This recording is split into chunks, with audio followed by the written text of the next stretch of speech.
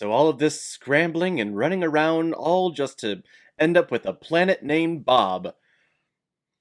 Priorities.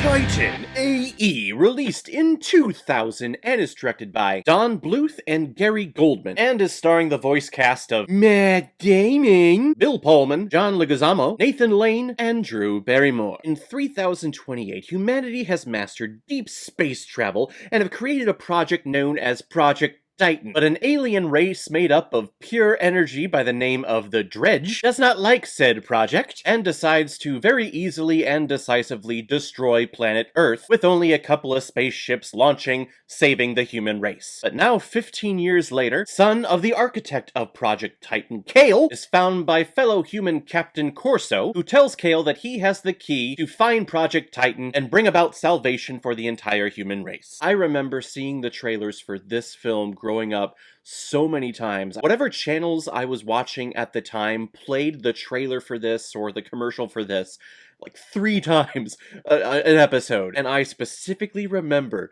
that stupid Creed song Higher being played for every single preview. Can you take me higher to a place where golden streams? Yeah, God, that band sucked. But I was a big fan at the time because it was leading me towards this film. To me, the next big animated sci-fi adventure film that I must see. I had to see this. Sadly, I did not see this as a kid. I finally watched this a couple of years ago, picking up the DVD just from a random resale shop, and I gotta say, I was disappointed. Now, I do have to give props to this film, because when you think of animation films, really you think of the head honcho, you think of Disney, or before they were Disney, Pixar. But here was Fox Animation Studios just trying to make a name for themselves and trying to do something. They had already done Anastasia, and then here we go with Titan AE. So I give kudos to people trying to stand toe-to-toe with giants.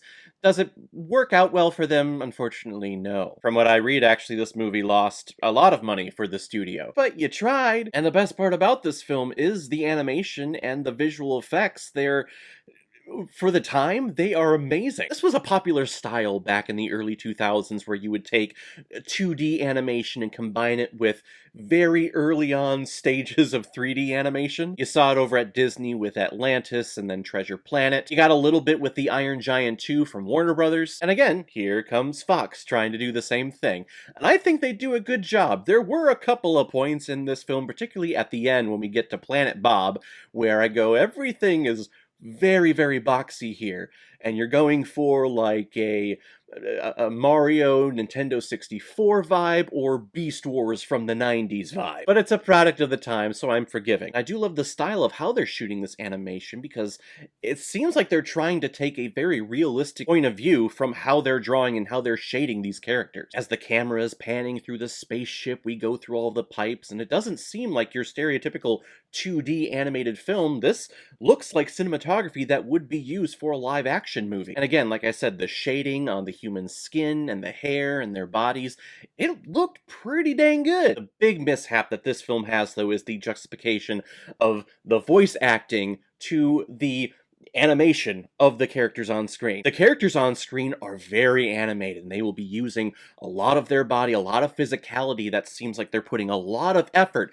into what they're saying. But then all of our voice actors, in particular Matt Damon, has this very dry, apathetic cadence to his speaking voice for Kale. Or it could be Kyle, or Gale, or Gael, or Girl. I don't know. The diction is terrible in this film. So you would see the character on screen being very animated, and the line that the character is saying is supposed to be something like, "We need to get on the ship, guys, come on!" But what all these actors would do, and I'm just using Matt Damon as an example, they're all guilty of this, but their delivery would be something like, "We have to get on the ship, guys, come on." I remember that the first time I watched this film, and I thought maybe I was being too hard on it, or maybe I just wasn't interested back then, but watching it for this review, no, it still stayed true. The voice acting is terrible. The choice of tone, the cadence, the diction, as I said, I could barely understand what they're saying, particularly when we get to the names of alien races or certain alienistic things that we as humans don't know about. Like they're running from this race called the Dredge. Dredge. E-J. But throughout the entire film, I thought they were saying the drench or the trench, which I was confused because the trench is an Aquaman thing. Nope, it's dredge. Dredge. No wonder why this film lost a lot of money. You paid all these actors to do voiceovers, and they weren't directed in anything. They were just like, here's your line, Sam, thank you. Also, the story here is very clunky.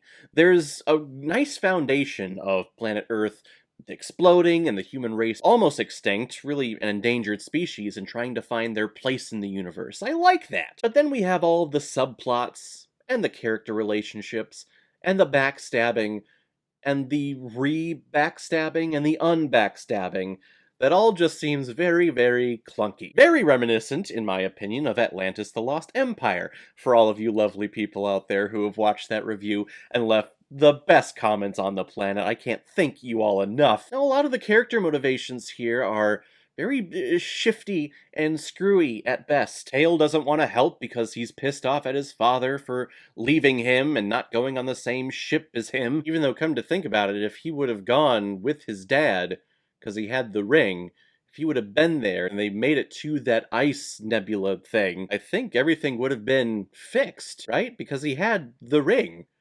The reason why the ship didn't work is because he didn't have the ring and, like, power or something. But if they had the ring, they could figure out the power situation before people had died. It's a stupid decision, Dad. Almost like this character knew that he was going to die and never return again. I don't know, it's all plot because things. Unfortunately, this is one of those movies that I really wanted to see as a kid.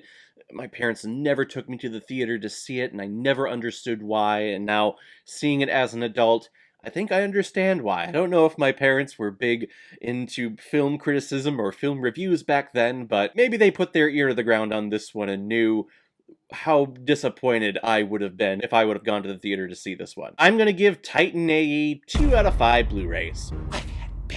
Alright everyone, now comes my favorite part of my videos where I randomly select which movie I'm going to be watching next, so let's take a look.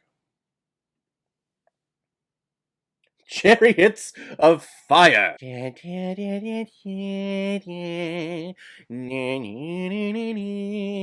bunch of white boys running. Winner of Best Picture in the 80s, I want to say early 80s, like 1980 or 81-ish, somewhere around there. I've only seen this thing once. To be honest, I was pretty bored watching it. It did bring back good memories of track and field, though, in high school, so back when I was like 100 pounds lighter. So we'll check out Chariots of Fire next time. If any of you have recommendations of films that you want me to review on here, you can leave a recommendation below this video, or go to my Facebook page, my Instagram, or my Twitter, leave your recommendation there, and if I have access to it, I will watch, review it, and give you a shout on the channel. And if you want me to do your recommendation as quickly as I possibly can and bypass the whole random generator that I have here, you can make a PayPal donation on the main page of my YouTube channel. Any size donation will do, just attach your movie with the donation, and if I have access to it, I will watch it and publish my review of it as quickly as I possibly can. So guys, have you seen Titan AE? What did you think about it? Or if you've never seen it before and you stumbled across it because of this video, then comment below, let me know what you thought about it. And as always, if you like what you see here, if you like my take on movies, then hit the subscribe button and make sure you hit that bell. See you all the next time I'm releasing my next movie review. So guys, I will see you next time with my review of Chariots of Fire. So in the meantime, be well, be good to each other, and go watch a movie. Take care, guys.